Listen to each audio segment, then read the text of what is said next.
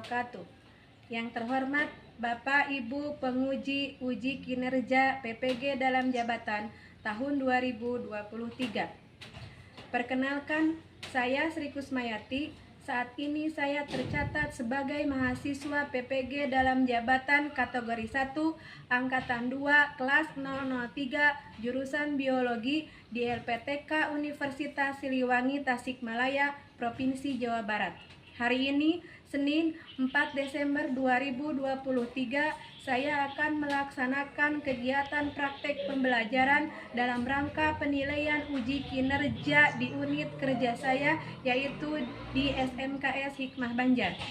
Pada kesempatan kali ini saya akan melaksanakan kegiatan praktek pembelajaran di kelas 10 Bisnis Daring dan Pemasaran dengan mata pelajaran Proyek Ilmu Pengetahuan Alam dan Sosial, materi Makhluk Hidup dan Lingkungannya, submateri Interaksi Antar Komponen Ekosistem dengan menggunakan model pembelajaran Problem Based Learning.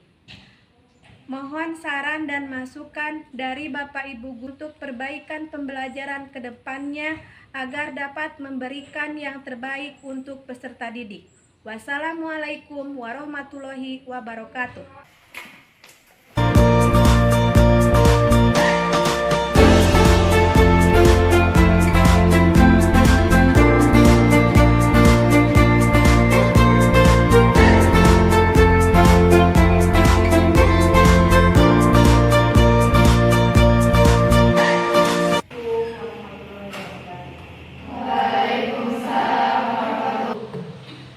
Selamat siang.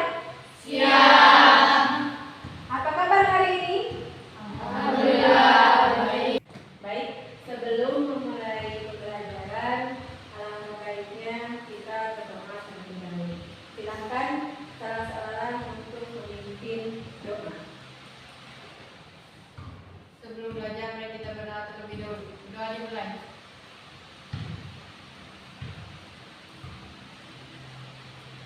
Doa selesai. Salam. Assalamualaikum warahmatullahi wabarakatuh. Waalaikumsalam warahmatullahi wabarakatuh. Sebelumnya Ibu akan mengasih dulu ya siapa hari ini yang tidak masuk.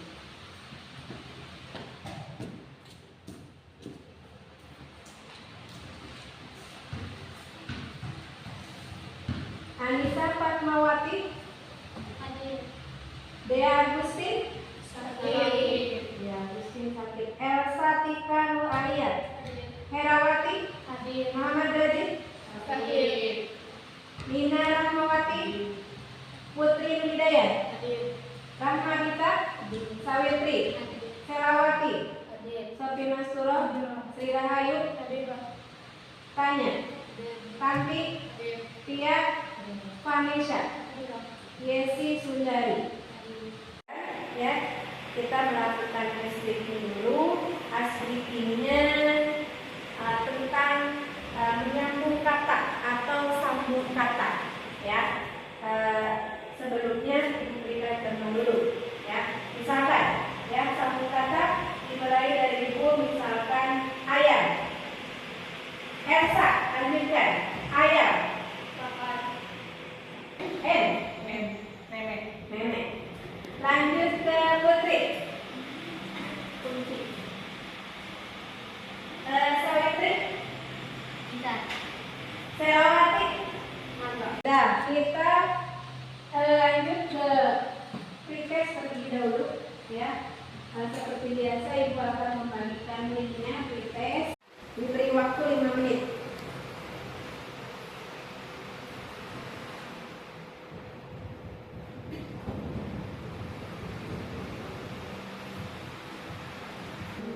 Belum.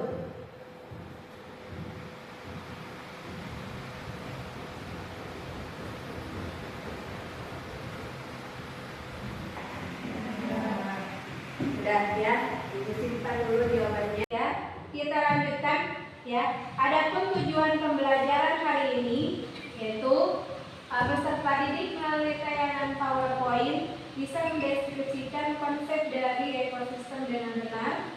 Yang kedua, melalui tayangan video dan memberikan arti pembacaan kalian bisa mengkaitkan dengan bentuk-bentuk interaksi antar komponen ekosistem. Yang ketiga, peserta didik dapat mendapatkan informasi tentang mengatasi permasalahan ekosistem dengan benar. Yang keempat, peserta didik dapat mencari solusi dan mencari pencegahannya dengan dalam permasalahan interaksi antar komponen ekosistem.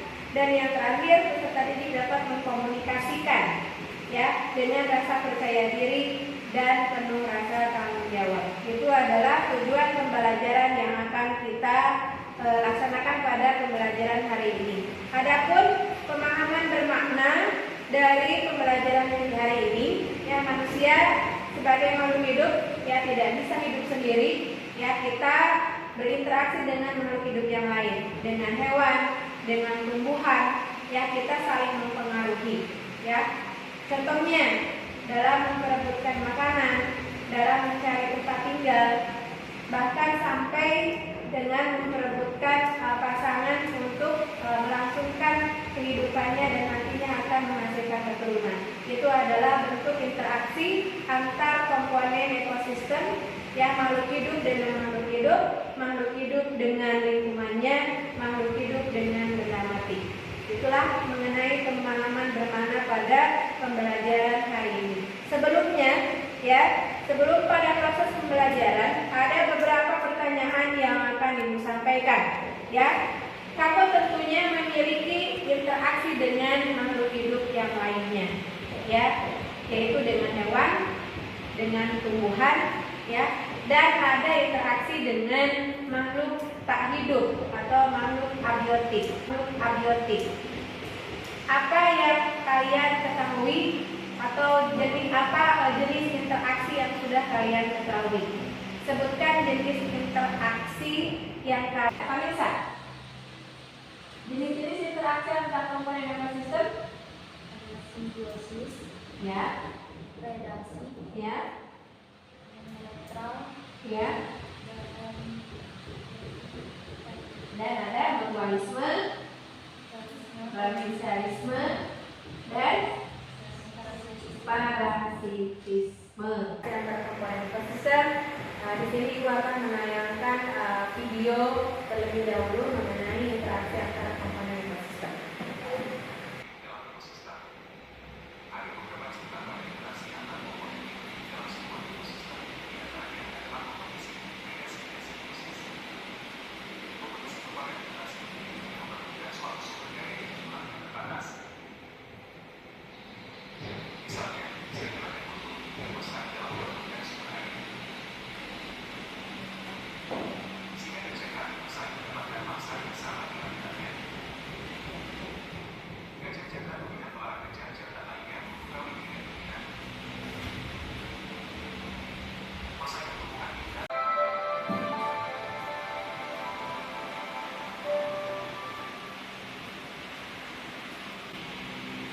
Rantai makanan.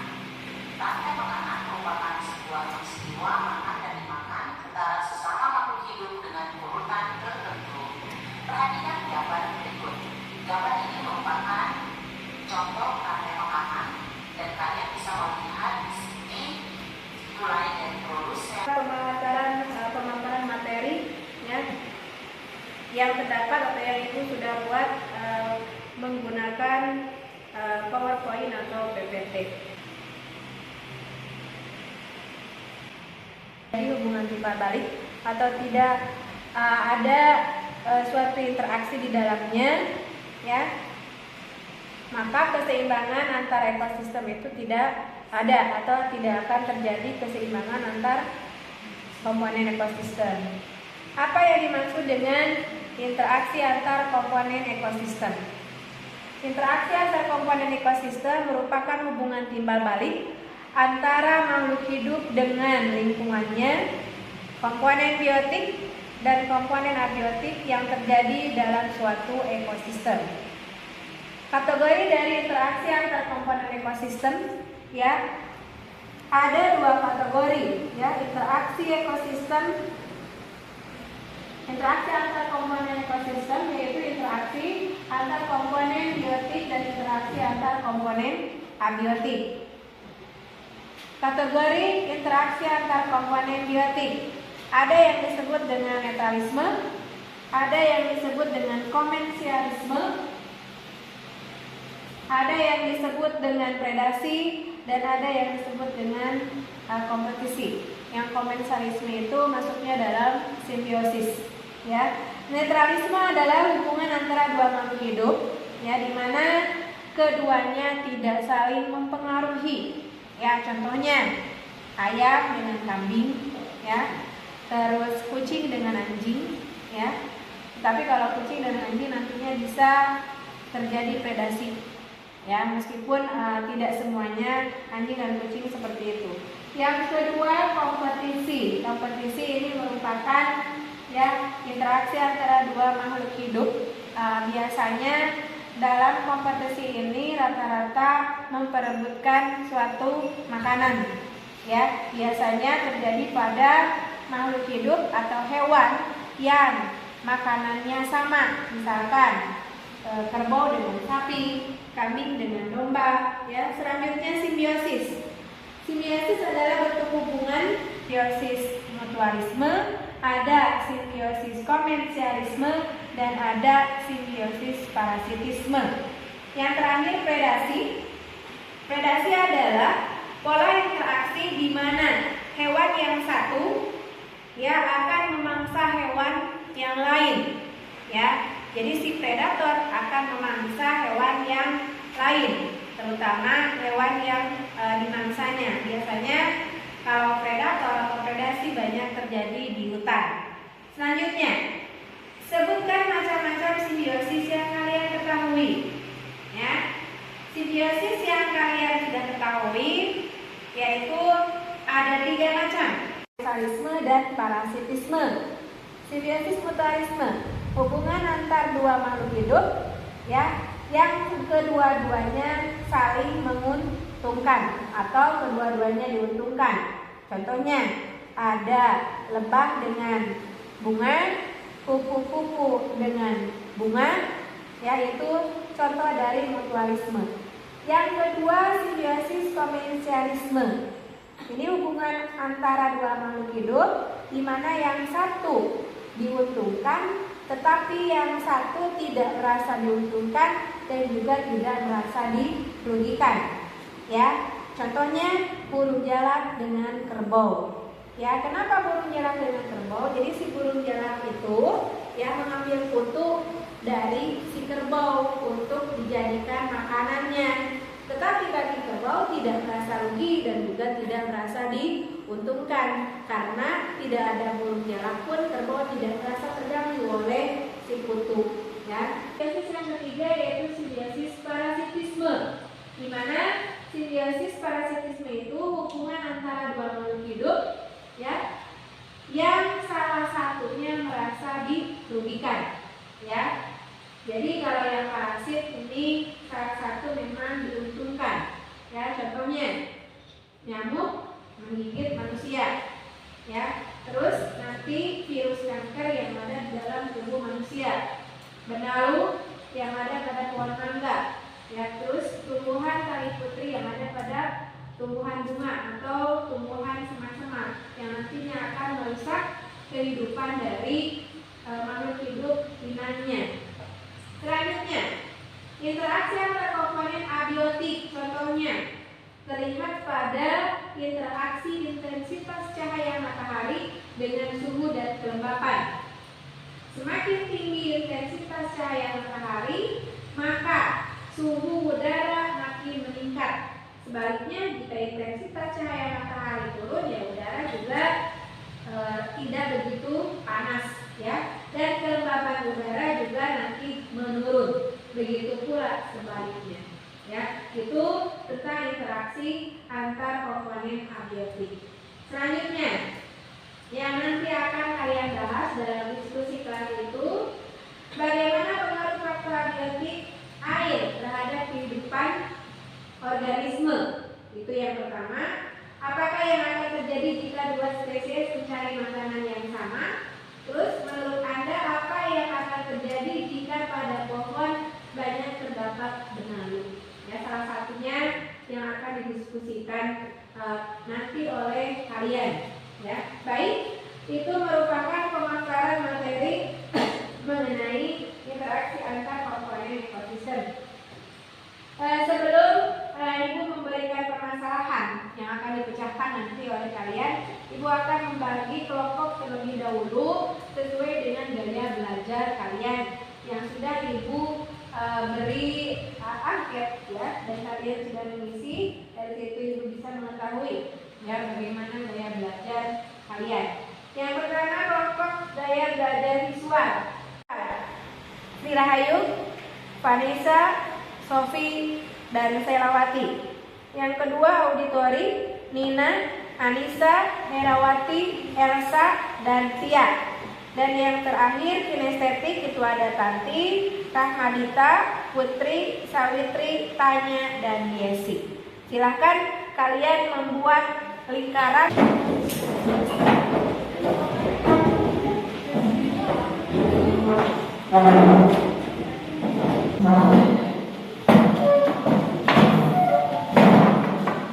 Yang pertama kelompok bacaannya, selanjutnya yang kedua kelompok auditori,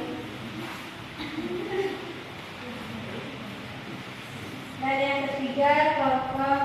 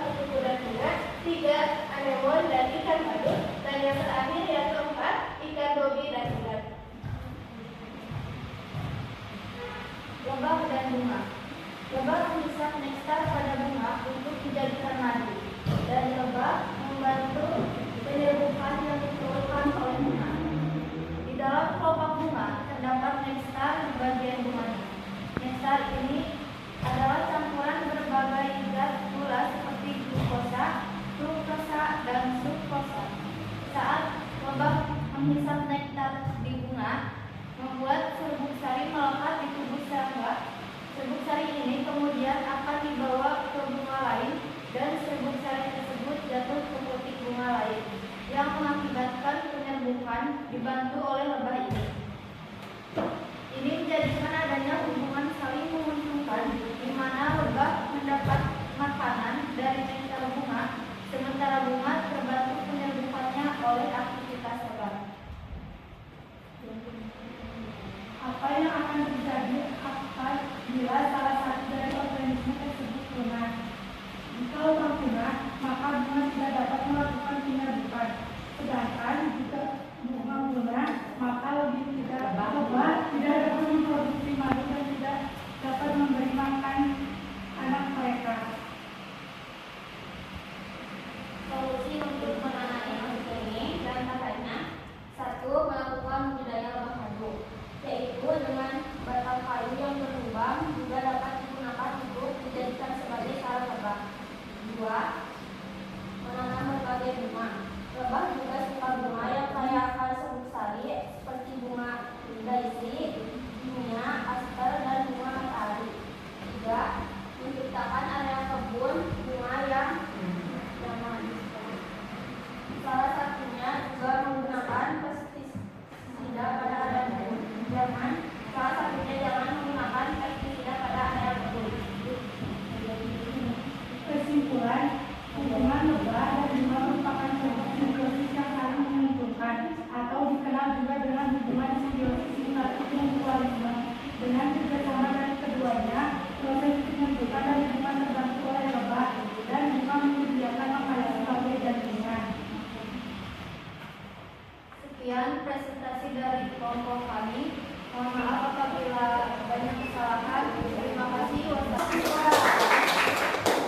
Silakan bagi kelompok yang lain bisa melakukan tanya jawab dengan kelompok visual mengenai permasalahan yang sudah diangkat oleh kelompok visual, yaitu hubungan antara lebah dan madu yang termasuk pada simbiosis mutualisme. Dipersilakan kepada kelompok lain yang akan memberikan pertanyaan. Baik, kalau belum, ya, Ibu akan menanyakan sesuatu hal kepada kelompok visual yang berhubungan dengan simbiosis mutualisme. Tadi dikatakan bahwa ada 3 solusi, ya. Yang pertama, membudidayakan lebah madu. Yang kedua, menanam bunga. Ya, yang ketiga,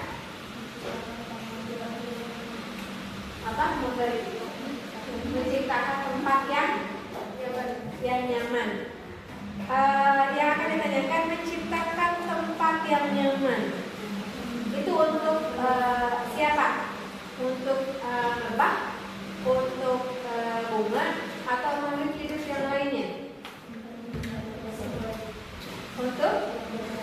Untuk lebah dan bunga.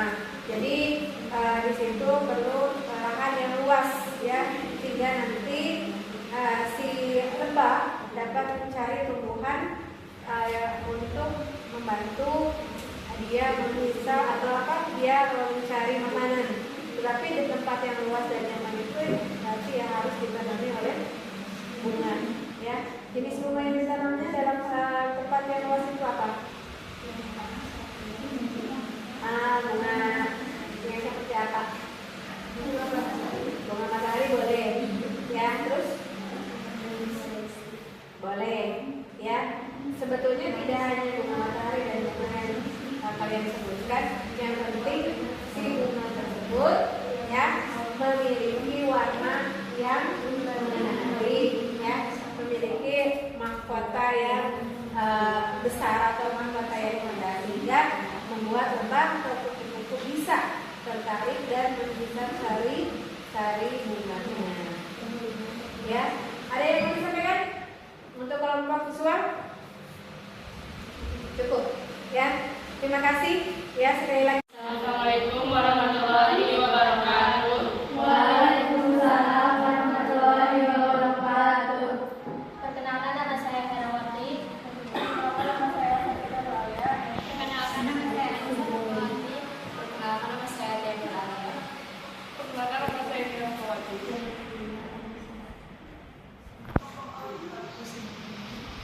Di sini kami akan mempresentasikan hasil kerja kami.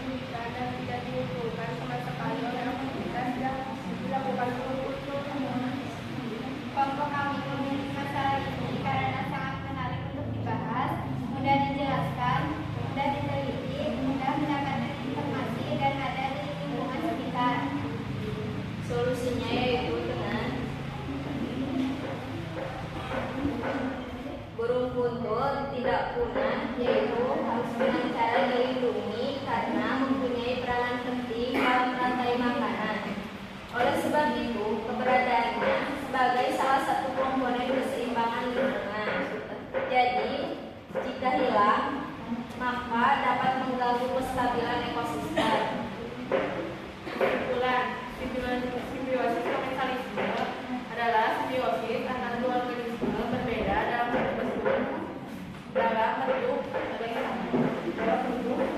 sama untuk berbagai sumber makanan, di mana salah satu pihak diuntungkan tetapi pihak lain tidak diuntungkan atau dirugikan. Burung kuntul dan hewan ternak herbivora adalah salah satu contoh simbiosis komensalisme.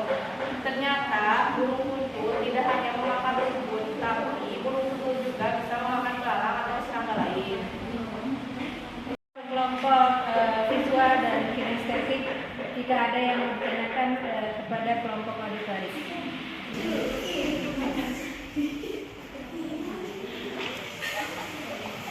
Perkenalkan, nama saya Sri Rahayu. Izin bertanya, apa contoh hewan herbivora yang dijelaskan di video ini?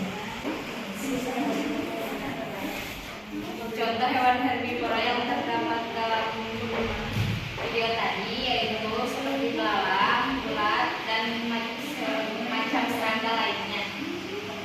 Bagaimana interaksi yang terjadi pada simbiosis komensalisme? Oh iya, bisa. Interaksi atau hubungan antara dua makhluk hidup yang hanya menguntungkan salah satu organisme saja, sementara organisme lain yang menjadi pasangannya tidak dirugikan atau diuntungkan. Simbiosis komensalisme adalah simbiosis antara dua organisme berbeda dalam bentuk bersama untuk berbagi sumber makanan, di mana salah satu pihak diuntungkan tetapi pihak lain tidak diuntungkan atau dirugikan.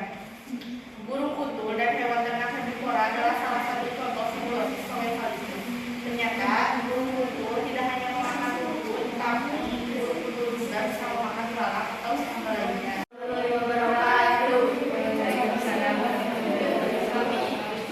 Kami dari kelompok kinestetik akan menjelaskan tentang rantai makanan.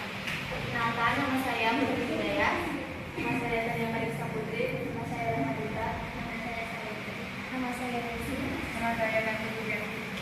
Hal tersebut karena mudah dipahami dan ada di lingkungan sekitar. Mengapa kami memilih jawaban itu? Karena mudah untuk dipelajari. Apa solusi yang paling tepat untuk mengatasinya?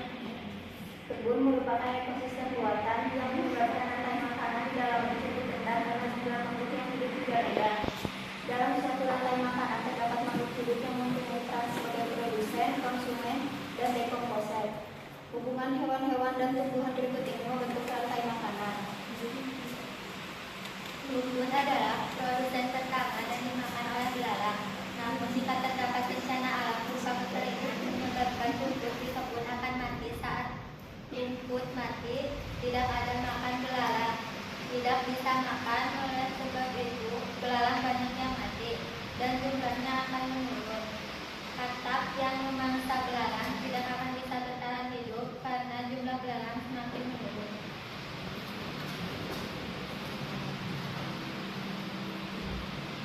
Ular yang memangsa katak akan mengalami penurunan populasi karena jumlah katak yang berkurang. Begitupun, burung elang yang memangsa ular pun akan mengalami penurunan populasi karena jumlah ular yang berkurang. Meskipun burung elang tidak dimakan oleh konsumen di tingkat yang lebih atas lagi, tapi burung ini bisa mati dan diuraikan oleh pengeraian. Hasil penguraian bangkai burung elang tersebutlah yang nantinya akan diserap oleh tanah sebagai sumber nutrisi. Kesimpulan kelompok kami adalah Rantai makanan adalah sebuah peristiwa makan dan juga dapat dimakan antara sesama makhluk hidup dengan urutan-urutan tertentu. Dalam suatu rangkai makanan ini terdapat makhluk hidup yang memiliki peran sebagai produsen, konsumen, dan juga sebagai dekomposer. Pada kegiatan rantai makanan akan terjadi suatu proses makan dan juga dimakan dalam suatu urutan tertentu, dan setiap tingkat dari rantai makanan dalam sebuah ekosistem yang sering disebut dengan tropik. Ada yang mau menanggapi atau memberikan pertanyaan kepada kelompok kinestetik mengenai rantai makanan atau permasalahan yang mereka bahas? Ya, untuk kelompok visual ada pertanyaan? Silakan, Vanessa. Aisyah dari kelompok visual ingin memberikan pertanyaan. Apa yang disebut dengan dekomposisi? Apa dimaksud dengan dekomposisi? Silakan mau dijawab dulu atau ditampung dulu. Makhluk hidup yang termasuk ke dalam komposer? Ada apa tuh? Yang terakhir, jamur. Selain itu ada bakteri, virus. Nama saya Herawati, izin bertanya. Silakan. Agar ular tidak punah, apakah ada makanan lain selain katak? Punah. Ada makanan yang lain kah selain katak? Ada apa tuh? Tikus. Ada tikus. Terus? Banyak ya? Ada. Berarti kalau misalkan ada makanan yang lain selain katak, bagi ular itu meskipun katak berkurang, ada makanan alternatif yang lain. Jadi untuk ular sebagai konsumen yang ke 3 di situ ya, sebelum elang, bagi katak meskipun bagi ular meskipun katak berkurang, dia masih bisa. Sekian dari kami, kurang lebihnya mohon maaf. Wassalamualaikum warahmatullahi wabarakatuh. Waalaikumsalam warahmatullahi wabarakatuh. Dari hasil kalian diskusi dan presentasi yang dapat disimpulkan. Yang pertama, untuk tadi presentasi yang pertama mengenai simbiosis mutualisme. Ternyata ya simbiosis mutualisme di situ ya bisa ya diangkat atau mencari solusinya supaya tetap ada ya, tidak punah. Di antaranya tadi katanya bisa membudidayakan lebah, ya bisa menanam bunga ya dengan bunga yang menarik. Terus bisa membuat suatu lahan yang sangat luas di mana lahan tersebut ditanami oleh bunga yang nantinya akan bermanfaat bagi lebah untuk menghirup sari bunga. Terus selanjutnya yang auditory, ya kenapa memilih burung kuntul di situ sebagai suatu contoh dari komersialisme? Karena selain itu ya seperti burung jalak dengan kerbau itu sudah biasa ya, karena memang burung kuntul ya disasa jarang dari setiap materi dibahas, tapi memang burung kuntul dengan tumbuhan herbivora yang di situ, di mana burung kuntul memakan tumbuhan sebagai makanannya ya di ekosistem sawah ya. Nah di situ ada bagi makhluk hidup yang lain, di situ dicontohkan jamur ya. Sebetulnya tidak hanya jamur, bakteri, virus itu merupakan jenis tumbuhan dan hewan yang termasuk pada dekomposer atau pemulai ya. Nah dari situ ya rantai makanan, jika salah satu dari konsumen atau produsen itu hilang, maka akan mempengaruhi kepada yang lainnya ya. Konsumen 1, konsumen 2 sampai konsumen puncak juga akan terpengaruhi. Nah itulah kesimpulan dari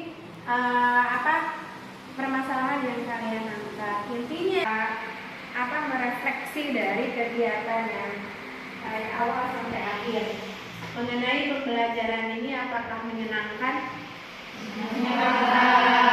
Apakah kalian bisa memahami dengan baik mengenai interaksi antar komponen ekosistem? Bisa ya. Kalian bisa memahami dan menyajikan permasalahan, ada lewat video konten dan ada yang bisa merangkai gambar dengan disusun disusun dengan baik ya dalam menyajikan permasalahan. Kerjakan kelas tesnya selama 5 menit. LKPD dan hasil presentasinya kalian kumpulkan.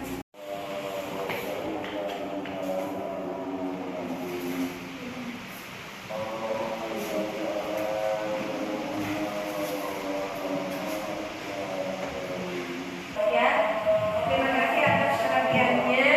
Sebelum kalian pulang, ya silakan salah seorang untuk memimpin doa. Sebelum pulang mari kita berdoa terlebih dahulu. Doa dimulai.